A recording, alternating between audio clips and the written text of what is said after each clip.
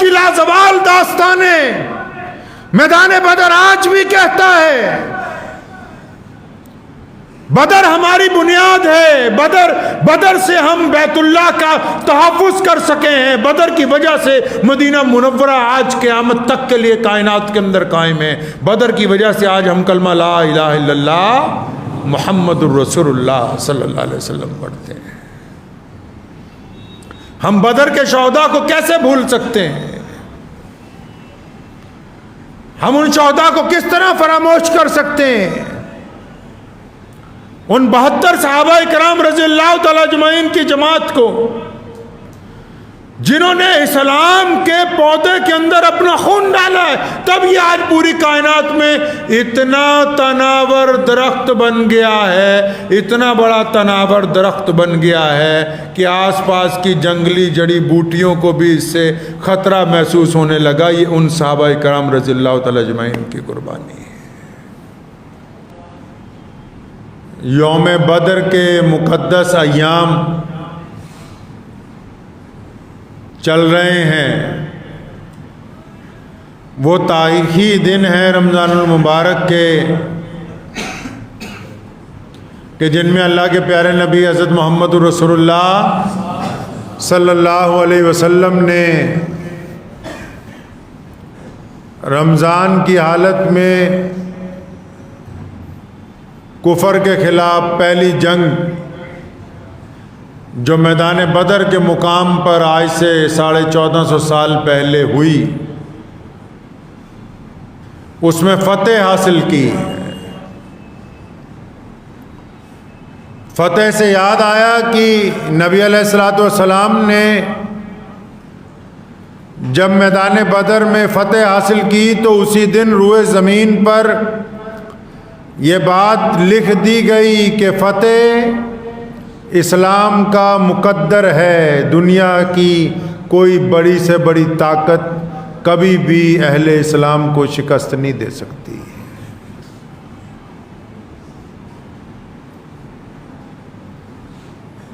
نبی علیہ الصلوۃ والسلام کا رمضان کیسا گزرا، وہ دن کیسے تھے؟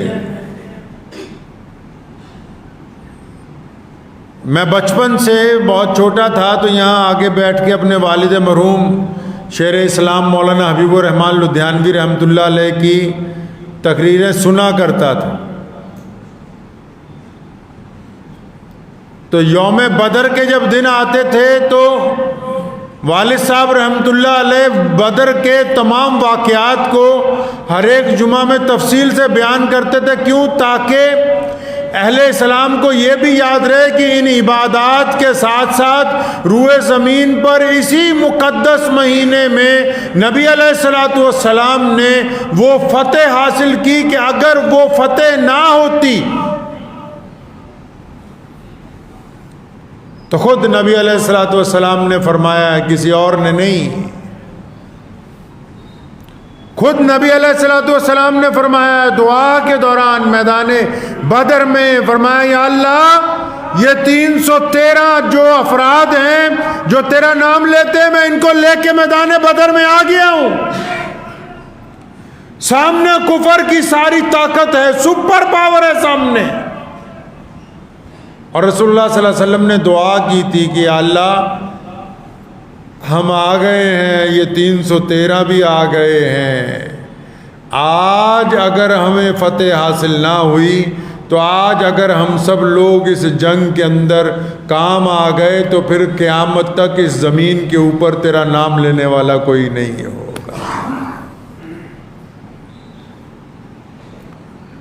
جن لوگوں کو رمضان المبارک کے مقدس مہینے میں یوم بدر یاد نہ رہے، وہ کس طرح یہ بات یاد رکھ سکتے ہیں کہ ہم نبی علیہ الصلوۃ والسلام کی پیروی کرنے والی امت ہیں؟ دنیا میں وہ قومیں، وہ ملک، وہ معاشرے، وہ سماج زندہ رہتے ہیں جو اپنے آبا و اجداد کو یاد رکھتے ہیں، جو اپنے شہداء کو یاد رکھتے ہیں، جو اپنے لیے قربانی دینے والوں کو یاد رکھتے ہیں، جو اپنے بڑوں کو یاد رکھتے ہیں۔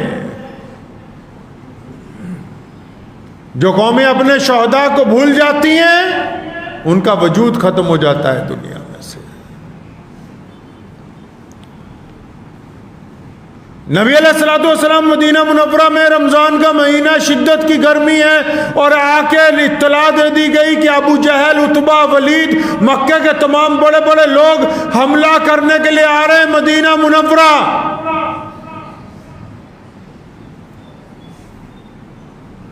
اور آپ اسلام کی تاریخ پڑھیں، کیا خوبصورت باتیں نبی علیہ السلام نے کہی ہیں۔ فرمایا ہم جنگ کی تمنا نہیں کرتے،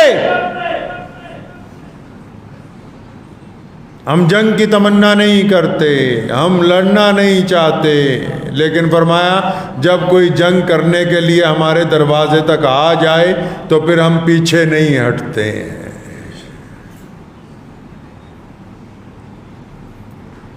مکہ مکرمہ میں ظلم کیا، نبی علیہ الصلوۃ والسلام کے اوپر اذیتیں پہنچائی، سیدنا بلال کو مارا، عمار بن یاسر کو مارا، سیدنا ابوبکر صدیق رضی اللہ تعالیٰ عنہ پر تشدد کیا گیا ہے۔ ارے بڑے بڑے لوگوں کو وہاں مارا مکہ مکرمہ میں، اور جب مکہ چھوڑ کے مسلمان مدینہ منورہ آ گئے، مدینہ منورہ میں چاہتے ہیں کہ یہاں سکون سے زندگی گزاریں، چین سے زندگی گزاریں، اللہ تبارک و تعالیٰ کی عبادت کریں، سماج کو اچھا بنائیں، لیکن مدینہ منورہ کی سکون والی زندگی بھی مکے کے کافروں کو اچھی نہیں لگتی، تو وہ جبراً مکے سے نکل کے مدینے پر حملہ کرنے کے لیے آ رہے ہیں۔ یہ جنگ بدر کا پس منظر ہے، اس کی وجہ ہے یہ۔ دنیا کے کفر نے اس وقت سوچا، نبی علیہ الصلوۃ والسلام کے دور میں جو سپر پاوریں تھیں، کیسر و کسریٰ، پرویز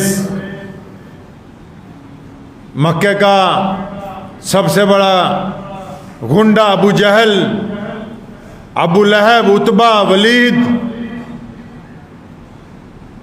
انہوں نے سوچا کہ محمد رسول اللہ صلی اللہ علیہ وسلم کے چاہنے والوں کی تعداد تو ابھی انگلیوں پر گنی جا سکتی ہے، ہم تو لاکھوں ہیں، ہزاروں ہیں، ہماری تعداد نہیں گنی جا سکتی۔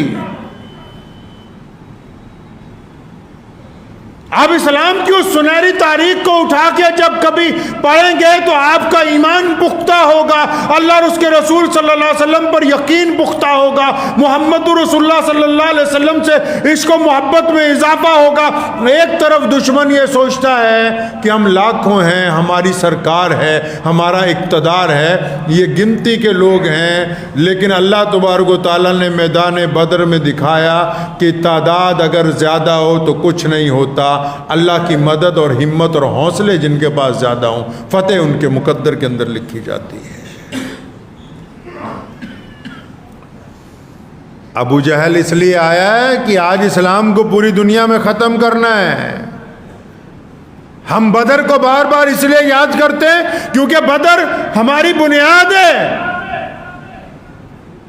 جس طرح پہلا کلمہ اشہد ان لا الہ الا اللہ وحدہ لا شریک لہ پڑھتے ہیں، علامہ منصور بجنوری مجھے یاد آ گئے، صبح صبح فرمایا کرتے تھے کہ بیٹا جنگ بدر اور جنگ احد کلمہ لا الہ الا اللہ اور محمد رسول اللہ کی مظہر ہیں۔ جنگ بدر میں لا الہ الا اللہ کی تکمیل ہوئی اور جنگ احد میں محمد رسول اللہ صلی اللہ علیہ وسلم کے کلمے کی تکمیل ہوئی ہے۔ یہ دونوں جنگیں اسلام کے پہلے کلمے کی مظہر ہیں، دونوں کا جنگیں جو ہیں۔ جب کہا لا الہ الا اللہ کہ مکمل ایمان اللہ پر ہے، تو بدر کے اندر فتح ہوئی۔ احد کے میدان میں ذرا سی بات محمد رسول اللہ کی نہیں مانی، ایک پہاڑی سے مورچہ اپنی مرضی سے ہٹا لیا، بڑی شدت سے بہت سارے لوگوں کی شہادتیں ہوئیں، تو یہ بات سمجھ آ گئی کہ دین کے اندر اگر پیروی کرنی ہے تو ہو بہو محمد الرسول اللہ صلی اللہ علیہ وسلم کی کرنی۔ یہ دونوں جنگیں کلمہ لا الہ الا اللہ محمد الرسول اللہ صلی اللہ علیہ وسلم کی مظہر ہیں۔ تو رسول اللہ صلی اللہ علیہ وسلم مدینے میں سے اطلاع مل گئی کہ ابو جہل آ رہا ہے، بڑا طاقتور لشکر لا رہا ہے۔ بڑے اونٹ ہیں ساتھ میں، ساز و سامان ہیں، ناچنے گانے والی عورتیں ہیں، ڈھول بجاتا ہوا آ رہا ہے بڑی تیزی کے ساتھ. اور ادھر مدینے میں کیا ہے؟ مدینے میں گنتی کے صحابہ ہیں، مدینہ منورہ میں کمزور مسلمان ہیں، مدینہ منورہ کے یہودی مسلمانوں کے خلاف سازشیں کر رہے ہیں، مدینہ منورہ میں کھانے پینے کا سامان پورا میسر نہیں ہے، اور جنگ کے لیے مسلمانوں کے پاس نوجوانوں کی تعداد بھی کم ہے. تو نبی علیہ السلام نے اعلان کیا، اعلان کرتے ہیں نا آج کل بھی مسجد میں کھڑے ہو کے ہر نماز میں کہ چندہ دے دیجئے، زکوٰۃ دے دیجئے، صدقہ دے دیجئے، اعلان ہوتا ہے نا. تو نبی علیہ الصلوۃ والسلام نے مسجد نبوی میں اعلان کیا ابھی کون ہے جو اللہ تبارک و تعالیٰ کے راستے میں یہ جو جنگ کی بھٹی ہم پر بھڑکائی جا رہی ہے، کون ہے جو اللہ کے راستے کے اندر جائے گا؟ جتنے دیوانے تھے سارے آ گئے. ان دیوانوں کے پیچھے 2 بچے آئے، ایک کا نام معاذ ہے، ایک کا نام معوذ ہے. دونوں بڑے چھوٹے بھائی ہیں.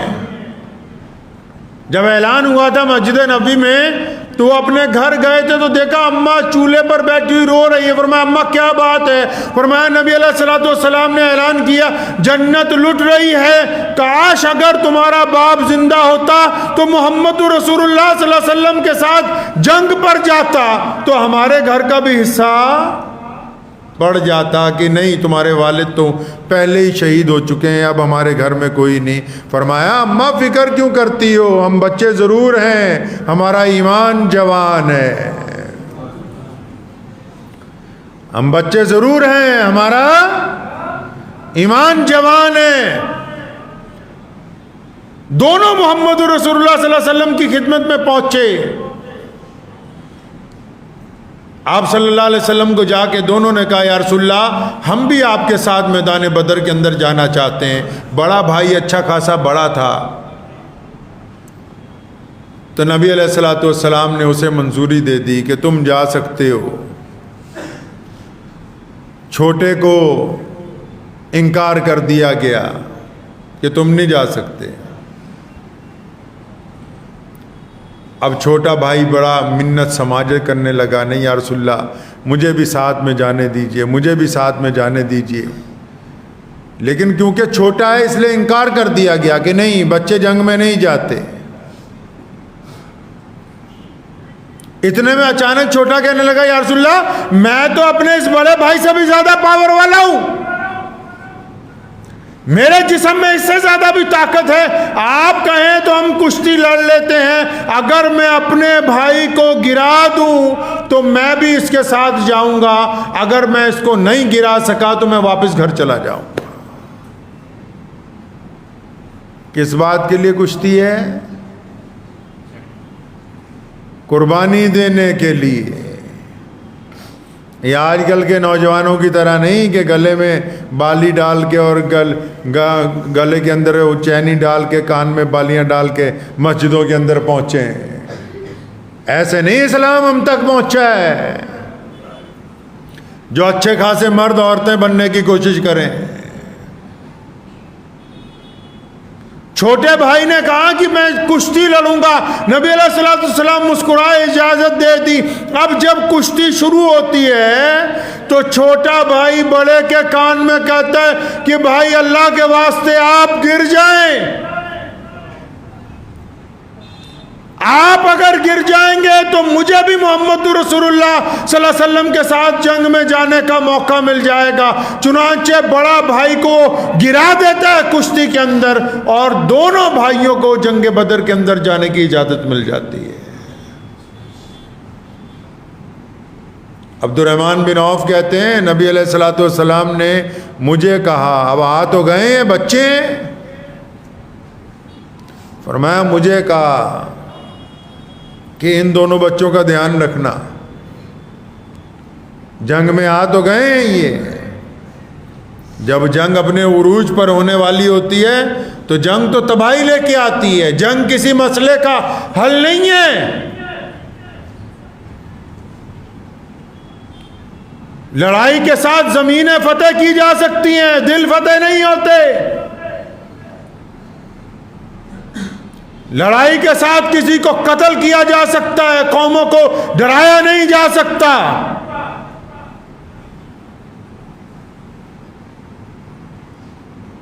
عبد الرحمن بن عوف کہتے ہیں کہ دونوں بچوں کی ذمہ داری میرے ذمہ لگا دی، تو جب جنگ شروع ہوئی تو میں کہتے دل میں سوچتا ہوں کہ کاش تیرے دائیں بائیں دو جوان ہوتے تو میں بھی آج جنگ میں کچھ اپنے جوہر دکھاتا، اب ان بچوں کی حفاظت کروں یا پھر جنگ کے اندر خود لڑنے کے لیے جاؤں۔ فرمایا میں ابھی یہ سوچ ہی رہا تھا تو میرے دائیں طرف سے ایک بچے نے سر آنکھیں نگاہ اپنا سر آگے کیا اور بائیں طرف سے دوسرے نے، اور دونوں بھائیوں نے آنکھوں ہی آنکھوں میں کوئی ارادہ کر لیا، آنکھوں ہی آنکھوں میں ارادہ کر لیا۔ دونوں نے ایک وقت مجھ سے پوچھا ہے چچا اس جنگ میں ابو جہل کون سا ہے جو نعوذ باللہ ہمارے نبی حضرت محمد رسول اللہ صلی اللہ علیہ وسلم کی شان میں بے ادبی کرتے آئے ہیں؟ صحابی فرماتے ہیں کہ ابو جہل اپنے لشکر کے درمیان میں گھوڑے پر سوار تھا۔ فرمایا میں نے ان بچوں کو بتانے کے لیے جن کی عمر 15-16 سال ہے ابھی، فرمایا ان کو بتانے کے لیے اپنا ہاتھ اٹھایا اور انگلی کی اس کی طرف، فرمایا میں نے کہا وہ سامنے جو درمیان میں گھوڑے پر سوار ہے، فرمایا ابھی انگلی نیچے نہیں گری، جس طرح تیر کمان سے نکلتا ہے دونوں میرے دائیں بائیں سے نکلے اور جاتے ہی ابو جہل کی دونوں ٹانگیں کاٹ کے گھوڑے سے نیچے گرا دیا اس کو۔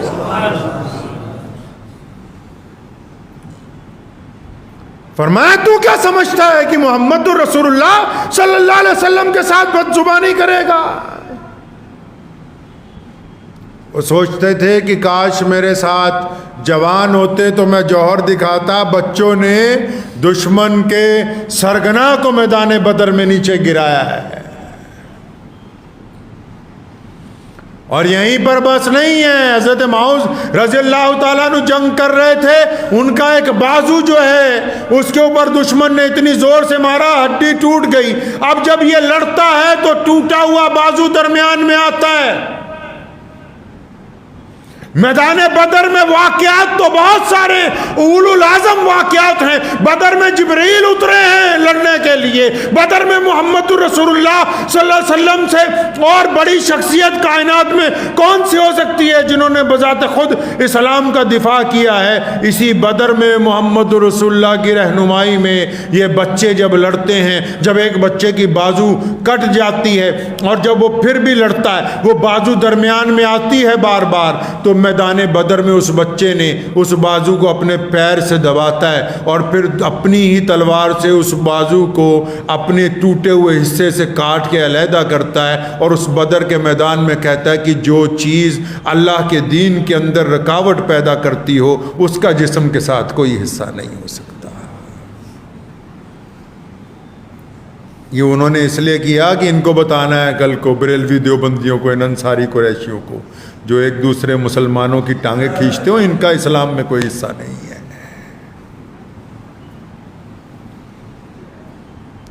نبی علیہ الصلوۃ والسلام نے بدر میں فتح حاصل کی، جنگ میں زمین جیتی جا سکتی ہے، لیکن جب قیدی لائے گئے محمد رسول اللہ نے قیدیوں کو معاف کرنا شروع کیا تو پتہ لگا کہ جنگیں صرف زمینیں جیتتی ہیں، کردار انسان کا دل جیتتا ہے۔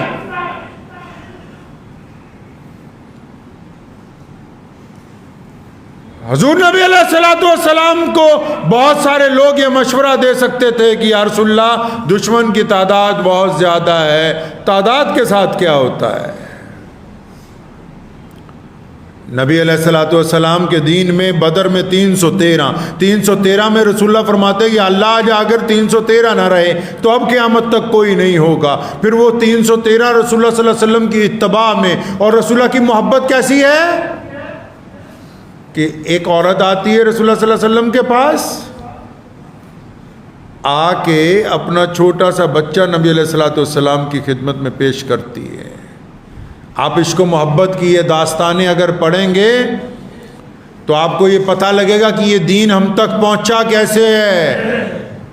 اور پھر یہ فکر بھی دور ہو جائے گی کہ کچھ لوگوں کو غلط فہمی ہے کہ اسلام کو نقصان پہنچایا جا سکتا ہے۔ اسلام کی فطرت میں قدرت نے لچک دی ہے، یہ اتنا ہی ابھرے گا جتنا کہ دبائیں گے۔ ایک عورت نبی علیہ الصلوۃ والسلام کی خدمت میں پیش ہوتی ہے۔ نبی علیہ السلام نے کیونکہ کہا کہ کون ہے جو جنگ کے اندر ساز و سامان دے دے، جنگ کے اندر جوان دے دے، گھر میں کچھ نہیں گھر میں، اپنے بچے کو لے کے آتی ہے۔ لوگ کہتے ہیں تو بہت چھوٹا سا بچہ ہے، 2-2.5 سال کا بچہ ہے، یہ کیا کرنا ہے؟ فرمایا نہیں یا رسول اللہ، یہ بچہ ضرور چھوٹا ہے، آپ کے پاس تلواریں پوری نہیں، ڈھالیں پوری نہیں ہیں، آپ جب میدان جنگ میں ہوں گے تو اس بچے کی ڈھال بنا لیں، جب دشمن آپ کی طرف تیر مارے میرے بچے کو آگے رکھیں، اگر اس کے سینے میں تیر لگیں گے آپ کی جان بچ جائے گی، میرا کلیجہ ٹھنڈا ہو جائے گا۔ اس کا اتنا کہہ دینا ہی کافی ہے، جبکہ اس کا بچہ اسے لوٹا کے گھر بھیج دیا گیا، لیکن اس کے جذبے کو قیامت تک یاد رکھا جائے گا۔ کون سی ماں اپنا بچہ پیش کر سکتی ہے قربانی کے لیے؟ ایک بوڑھی عورت محمد رسول اللہ صلی اللہ علیہ وسلم کے پاس آئی، رو رہی ہے، یا رسول اللہ آپ نے اعلان کیا کہ آپ نے کہا کہ آؤ میرے پاس ساز و سامان لے کے آؤ بدر کے اندر جانا ہے، آؤ اسلام کے لیے قربانی دینی۔ یا رسول اللہ ساری رات گھر کے اندر چھان بین کرتی رہی ہوں، نہ کوئی ایسا زیور ہے، نہ کوئی ایسی الماری ہے، نہ کوئی ایسا کپڑا ہے جس کو بیچ کے آپ کو پیسے دے دوں۔ یا رسول اللہ میرا باپ بھی نہیں، میرا بھائی بھی نہیں، میرا خامد بھی نہیں، میں بالکل اکیلی ہوں۔ ساری رات سوچتی رہی کہ جنت لٹے گی، تیرا کوئی حصہ پڑنے والا نہیں ہے۔ کہتی رات کو تیسرے پیر خیال آیا کہ یہ سر پہ اتنے لمبے بال رکھے ہوئے ہیں، سر کے بال اتارے، ان کی رسی بنائی، رسی بنا کے محمد رسول اللہ کے پاس لے کے آئی۔ یا رسول اللہ یہ رسی رکھ لیں، شاید کسی مجاہد کے گھوڑے کی رسی بن جائے تو میرا بھی حصہ پڑ جائے اس کے اندر۔ عشق و محبت کی لازوال داستانیں میدان بدر آج بھی کہتا ہے۔ بدر ہماری بنیاد ہے، بدر سے ہم بیت اللہ کا تحفظ کر سکے ہیں، بدر کی وجہ سے مدینہ منورہ آج قیامت تک کے لیے کائنات کے اندر قائم ہے، بدر کی وجہ سے آج ہم کلمہ لا الہ الا اللہ محمد الرسول اللہ صلی اللہ علیہ وسلم پڑھتے ہیں۔ ہم بدر کے شہداء کو کیسے بھول سکتے ہیں؟ ہم ان شہداء کو کس طرح فراموش کر سکتے ہیں؟ ان 72 صحابہ کرام رضی اللہ تعالی اجمعین کی جماعت کو جنہوں نے اسلام کے پودے کے اندر اپنا خون ڈالا ہے، تب یہ آج پوری کائنات میں اتنا تناور درخت بن گیا ہے، اتنا بڑا تناور درخت بن گیا ہے کہ آس پاس کی جنگلی جڑی بوٹیوں کو بھی اس سے خطرہ محسوس ہونے لگا۔ یہ ان صحابہ کرام رضی اللہ تعالی اجمعین کی قربانی ہے۔